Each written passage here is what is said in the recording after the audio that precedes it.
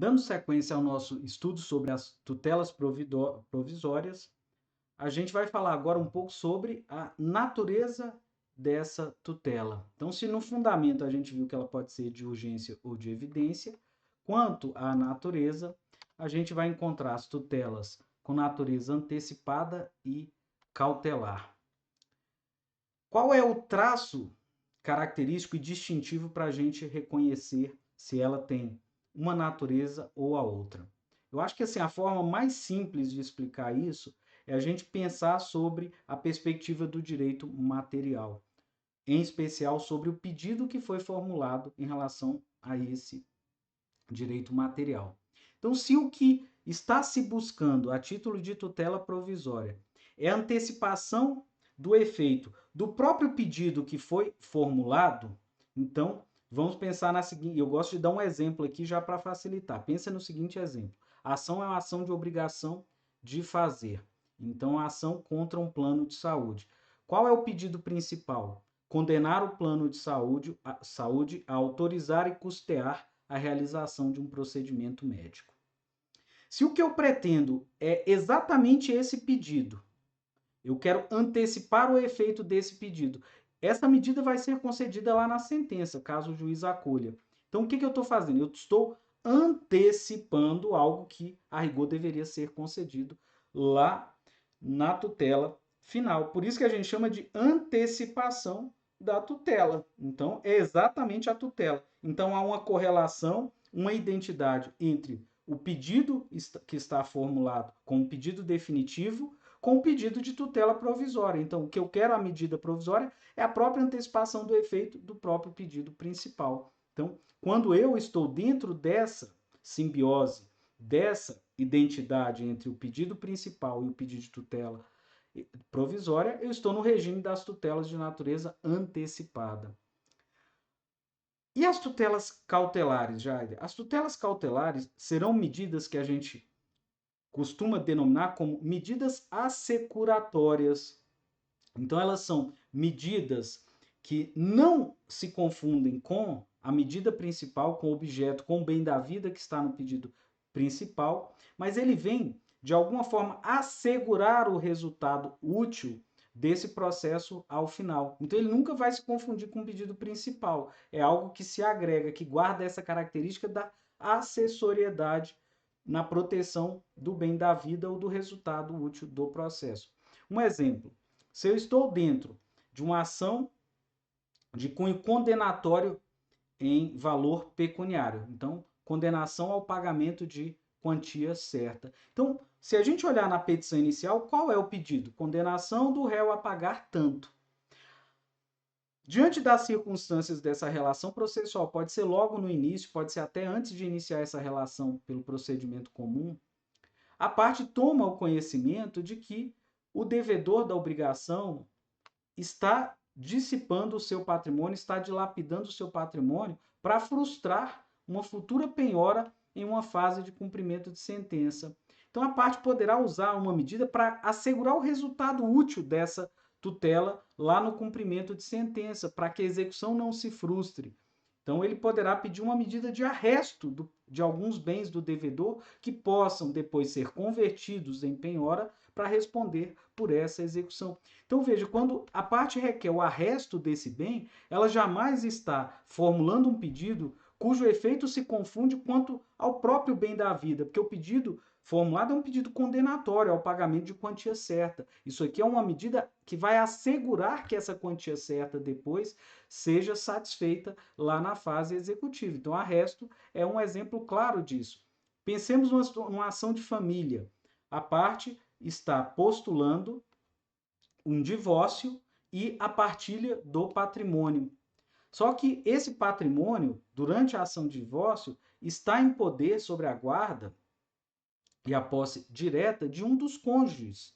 E o outro cônjuge está temeroso de que esses bens se dissipem de alguma forma por alguma ação do cônjuge que está na posse direta. Então, ele pode pedir o arrolamento, que é a descrição, individualização de todo esse patrimônio e que será assegurado e depositado na mão de um dos depositários, pode ser até daquele que esteja na posse direta desse bem. Então, veja, ao arrolar esse patrimônio e trazer a segurança jurídica sobre o que é, quais são os bens que compõem aquele conjunto que será partilhado ao final do divórcio, o arrolamento em si não se confunde com o pedido de partilha, mas ele assegura o resultado prático da partilha, de que esses bens ainda existam, que eles estejam identificados, individualizados e seguros. Então, são medidas de cunho assecuratório.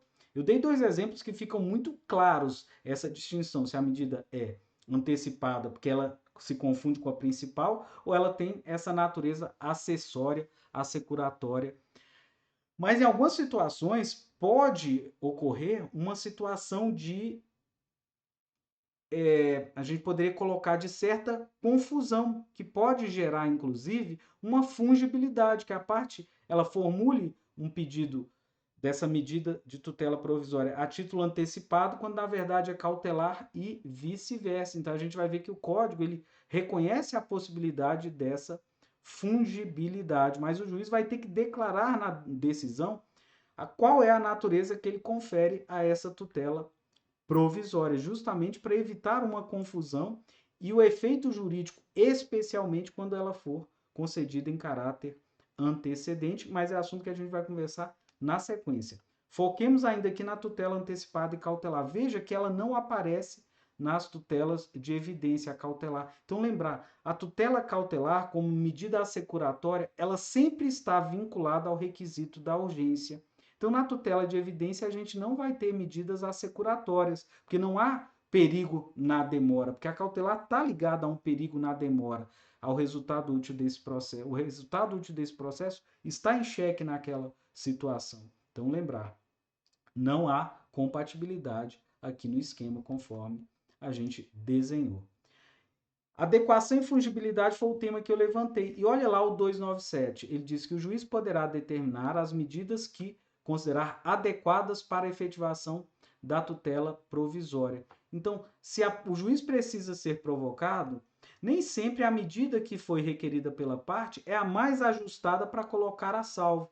Então, exemplo, a parte pode confundir e pedir uma medida cautelar de arresto, quando na realidade se trata de uma medida cautelar de sequestro.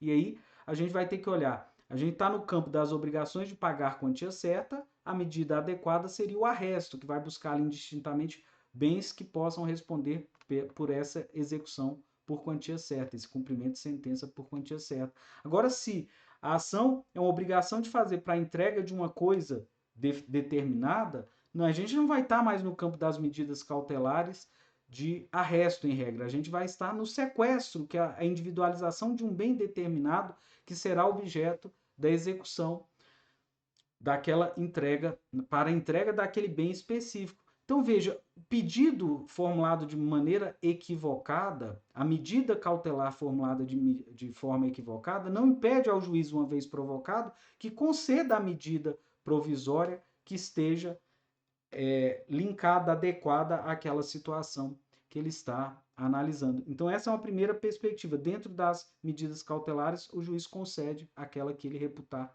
mais adequada. O segundo ponto é o ponto da fungibilidade. A fungibilidade está no 305, que vai falar sobre as tutelas cautelares. Então ele diz, né, está dentro do capítulo das tutelas de natureza cautelar, e ele vai dizer, caso entenda que o pedido a que se refere o caput tem natureza antecipada, e o caput está fazendo uma referência às medidas cautelares, o juiz observará o disposto no artigo 303, fazendo o link aí para vocês. O 303 é o que trata das tutelas antecipadas, é dizer, o pedido formulado equivocadamente como tutela cautelar, vindo o juiz a reconhecê-lo como uma tutela antecipada, ele aplicará o princípio da fungibilidade. A gente não vai encontrar essa mesma disposição no capítulo que fala sobre a tutela antecipada, mas vários doutrinadores sustentam a posição jurídica que a mesma razão lógica e jurídica deve também pautar o juiz para aplicar a fungibilidade inversa, naquelas situações que a parte nomina a medida de tutela antecipada, mas na realidade ela é uma tutela de natureza cautelar. Se os requisitos da tutela antecipada e a cautelar, a gente viu, estão elencados no artigo 300, então eles são requisitos comuns, alguém poderia perguntar assim, Jardim, e qual é a relevância do juiz ficar preocupado em fazer na decisão a adequação sobre a natureza dessa medida? Veja bem, se essa medida, primeiro, ela é de natureza antecipada, a gente viu que um requisito negativo é a possibilidade de reversão. Então, o juiz não deverá, a rigor, concedê-la quando houver o risco da irreversibilidade. A tutela cautelar não precisa se preocupar com a irreversibilidade, porque ela não corresponde ao bem da vida que está sendo buscado ali naquela lide. Mas esse não é o principal ponto. O principal ponto é quando a gente for tratar das tutelas provisórias de urgência requeridas em caráter antecedente. Porque veja, agora quanto ao momento na relação processual que elas serão requeridas, elas podem ser antecedente ou incidental. Olhando a de evidência aí, que é a mais simples, ela sempre será incidental.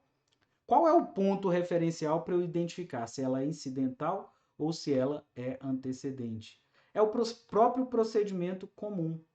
Então, se ela é pedida na própria petição inicial, com os requisitos do artigo 319, e a partir dali o juiz vai desenvolver o rito comum, a gente vai dizer que esse pedido é formulado em caráter incidental. Muita gente faz confusão entendendo que seria antecedente quando é requerido na petição inicial. Cuidado, não. Ela é incidental porque a relação processual, o exercício do direito de ação, se inicia com a distribuição dessa petição inicial. Se no conteúdo dessa petição inicial tem um pedido de tutela provisória, ela é incidental.